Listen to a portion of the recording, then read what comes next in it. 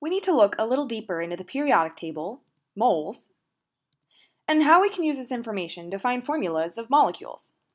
Let's take a look at the periodic table and focus on the atomic mass of each element. Atoms can have protons, neutrons, and electrons, and those three things make up their entire mass. Protons and neutrons are almost the same size, and electrons are so ridiculously small that they pretty much don't even have mass. So we would expect each element on the periodic table to have a mass of a whole number, because once you add a proton and an electron, they're almost exactly 1.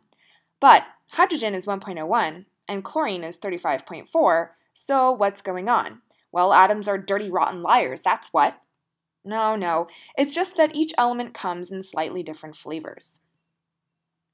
By having different numbers of neutrons, these hydrogen atoms all have one proton in order to be hydrogen, and one electron in order to be neutral, but some hydrogen atoms have 1 or even 2 neutrons.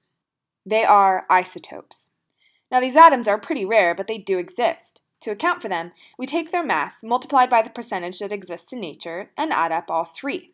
This is how we get atomic mass. We can represent these different isotopes using a notation where the top number is the number of protons and the bottom number is the mass. Let's calculate atomic mass. Hydrogen makes up 99% of the hydrogen that exists, H2 is 0.8%, and H3 is 0.2%. All you have to do is multiply the masses by the percent written as a decimal and add them up. Mass, percent, but write it as a decimal.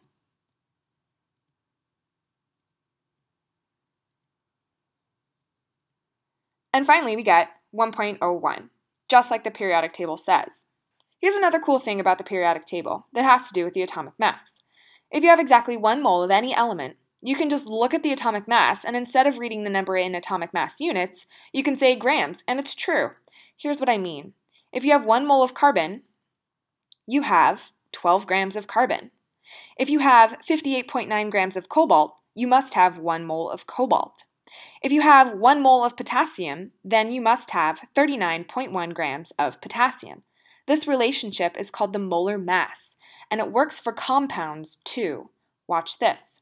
H2O is a compound made of 2 hydrogen atoms and 1 oxygen atom. Add up their masses and you get about 18. So there are 18 grams per mole. Yay, molar mass! Now you can use this to convert from moles to mass or vice versa. This is especially useful because there's no such thing as a mole meter, so usually scientists have to use a scale. Let's see what things we can convert moles into. I'll use Mole Island to show you. Imagine that the mole is your home base. From here you can go anywhere. You can also come back here before you go somewhere else. You can go to 3 places: Volume Island, Particle Island, and Mass Island. To get to Volume Island, you use the conversion factor, 22.4 liters of gas equals 1 mole. Remember, this has to be a gas, and it works for any gas at standard temperature and pressure. To get to Particle Island, you use Avogadro's number, 6.02 times 10 to the 23rd particles per mole. And to get to Mass Island, you use molar mass. All these conversion factors can lead away from and back toward Mole Island. Let's try some examples. Let's go from moles of a gas to the volume of that gas.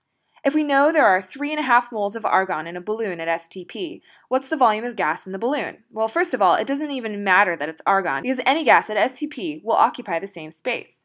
Start with the number you're given, 3.5 moles of gas. Oh, and scientists decided that moles was too big to write, so you can abbreviate it with MOL. Wow, what a space saver. Next, we know we need moles of gas on the bottom to cancel the units, and we're going to liters. And we know that there are 22.4 liters for every 1 mole of gas at STP. Moles cancel, and our answer will be in liters. There are 78.4 liters of argon gas. Now let's try particles. How many particles of iron 2 oxide are in 2.3 moles of iron 2 oxide? There are 2.3 moles of iron oxide, and we need to put moles in the bottom.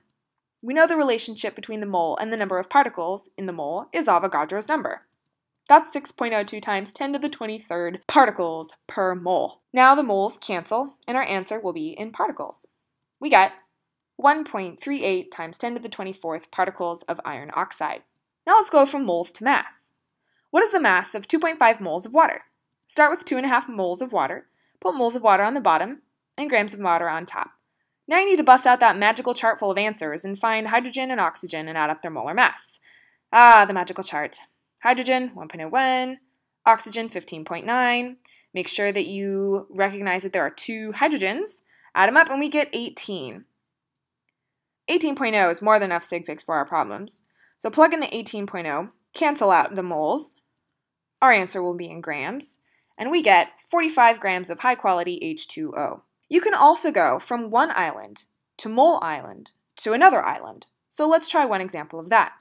We'll go from mass to volume. What volume will oxygen gas occupy if there are 23.5 grams of it at STP? Start with what you're given, 23.5 grams of oxygen, which is O2.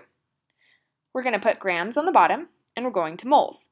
Look at the periodic table to check what the mass of oxygen is. It's 15.9. So when we double it, we get about 32 grams. Now, grams cancel, and we have moles, but we need to get to volume.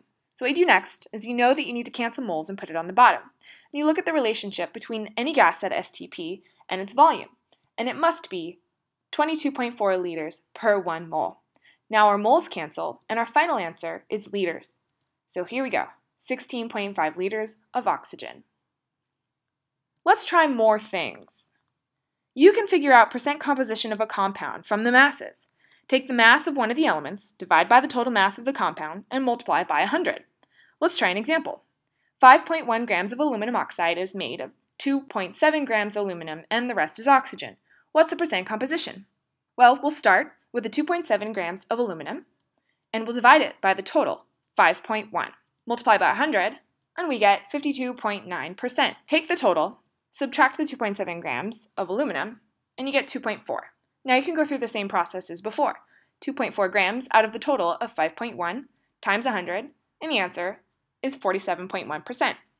Now check your answer, add them up, and they should be 100, and they do add up to 100. Now the other cool thing you can do is figure out the percentages just from the formula. All you have to do is assume that you have 1 mole of the compound. What is the percent composition of iron and oxygen in iron oxide? First, find the mass of 1 mole of the compound by looking at the data from the periodic table. So we have iron and oxygen, and we add those up and we get 159.65 grams per mole for the iron 3 oxide. Then we calculate the percent mass of each element, accounting for how many atoms are in the formula, and you get the percentages. So, iron makes up 69.95%, and oxygen makes up 30.05. Again, check to make sure those add up, and they do add up to 100. Empirical formulas are pretty useful. Let's see why. The molecular formulas C2H2 and C8H8 have the same reduced empirical formula of CH. It's a 1-to-1 ratio. The empirical formula is just the most reduced ratio of the elements. You can calculate the molecular formula from the empirical formula and molar mass of the substance. So let's try this. Calculate the molecular formula of a compound whose molar mass is 60 grams per mole, and empirical formula is CH4N. Now, you first have to calculate the empirical mass of CH4N in the same way that you would calculate molar mass. So here are chemicals. We'll add this up. We get 30 grams.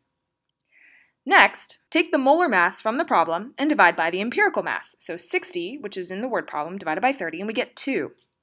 The answer tells you how much to multiply the empirical formula. In this case, we'll double it, and the answer is C2H8N2.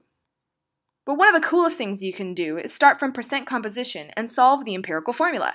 I use a rhyme to remember the steps. Percent to mass, mass to moles, divide by small, multiply till whole. Let's try one.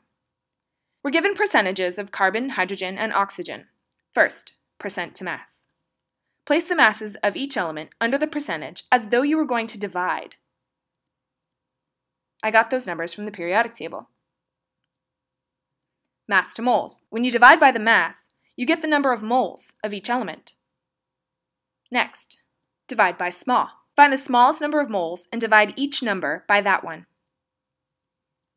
1.973 is the smallest. 2.66, 2.64, and 1. Well, those aren't whole numbers, so our last step in this case is that we have to multiply until whole. Now, the only number that'll really work here is multiplying by 3.